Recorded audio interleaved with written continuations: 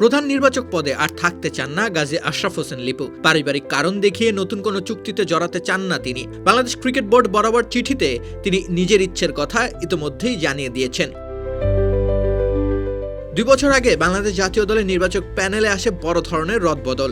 গাজী আশরাফ হোসেন লিপুকে প্রধান করে গঠিত হয় নতুন নির্বাচক প্যানেল। 2024 সালের ফেব্রুয়ারিতে 2 বছরের চুক্তিতে দায়িত্ব নেন গাজী আশরাফ হোসেন লিপু। এরপর থেকেই কঠিন সময়ের মধ্যে দিয়ে যেতে হয়েছে তাকে। বাংলাদেশ জাতীয় দলে চলছে ট্রানজিশন পিরিয়ড। দল এখন রয়েছে এক অস্থিতিশীল পরিস্থিতির মধ্যে। এমন কঠিন সময়ে দল গঠনের গুরু দায়িত্ব কাঁধে নিয়েছিলেন লিপু।